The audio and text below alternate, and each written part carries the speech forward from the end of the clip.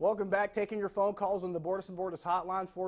412-575-2600 is the number. Also taking your tweets, by the way, at Josh Taylor HD. We'll start on the phone lines.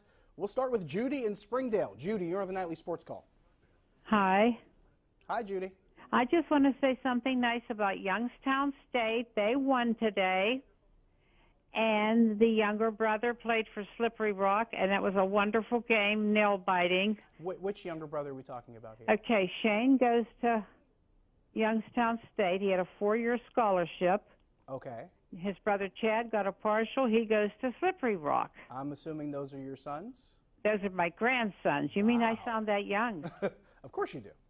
Okay, I'll let you know when my husband's not home. Oh, you're cute. You know that you're getting married, you're going to be miserable. I've never blushed on TV before, Judy. You've actually talk louder, honey. I didn't hear you. I said I've never blushed on television before, but thank you. You've actually made that a first for me.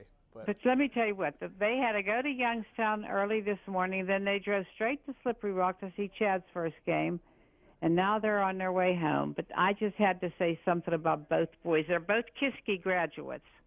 Local boys, all right. Well, okay. Congratulations, and Thank good for you, them. honey, for taking the call. Appreciate the call. Shout out to Kiski area. Shout out to Youngstown State and Slippery Rock. That's always cool. I mean, you know, you can be proud of your grandchildren. That's an awesome thing. I imagine in about 20 years, my mom will be just like Judy when my nephews are old enough, or maybe even in 10 years, when my nephews are old enough to play high school, maybe college football, who knows. She'll be just as proud and probably calling me on this show to talk about my own nephews. I wouldn't put it past my mom.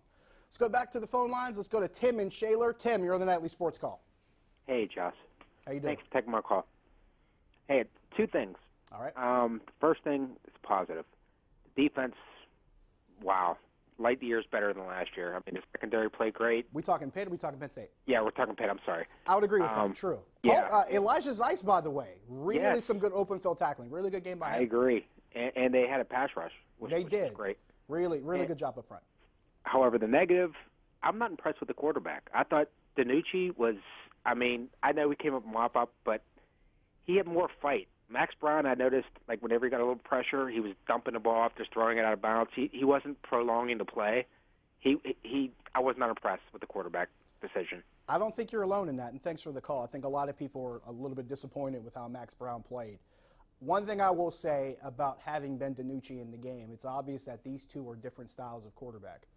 And I think having Ben DiNucci in at that particular time kind of gave the offense a shot in the arm. He's a little bit of a more mobile guy and brings some energy to it, and kind of makes you wonder if things would have been a little bit different had he had to enter the game earlier. And you don't want to create a quarterback controversy in week 2, but the results do speak for themselves. And you can also make the argument maybe Penn State's defense kind of slowed down a bit, maybe.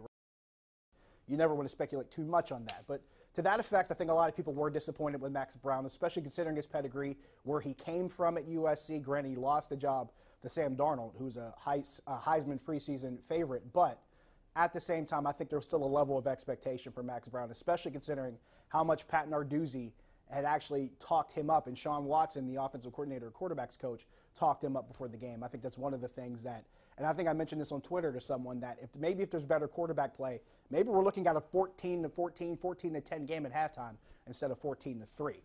Let's go to Randy in Beaver Falls. Randy, you're on the Nightly Sports Call. Yeah, how you doing? Good. How are you? Good. I just want to say, I think Le'Veon, we need to feed him the ball and just keep on feeding him the ball. And I think he'll do well. He looks like he's in really good shape, even though he didn't show up for camp. And I just think that Le'Veon's a really good player. He might have made mistakes in the past, but what do you think, man? I agree with you. Here's the great thing about this, and I know a lot of people, there are people that will say, well, get the ball to Antonio Brown, get the ball to Martavis Bryant, get the ball to Le'Veon Bell. Here's the beauty of this offense.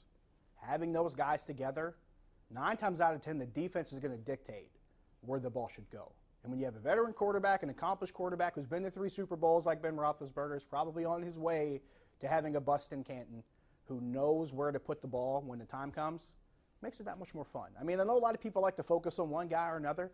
The beauty of this offense is a team has to choose. They have to pick their poison and pretty much decide who's going to beat them. So when this group is together, that's what makes it fun. Let's go to Derek in Pittsburgh before we take a break. Derek, you're on the Nightly Sports Call. Hi. I think the Steelers have a good chance to win for tomorrow. I think so too. Good chance. It's 26-0. 26-0. We got our first score prediction. Thanks for the call, Derek. Derek's picking Steelers 26-0. Any more score predictions? Let's find out. We'll see more score predictions. Let's go to John and actually let's go to Eric in Turtle Creek. Eric, you got a score prediction for me for tomorrow? You there, Eric? Yeah. You got a score prediction for me? We had one from Derek. What you got for me? I got a 24-10. 24-10 Steelers, I assume. Yeah. Okay. All right. Here's the next question. Who's your player of the game for tomorrow?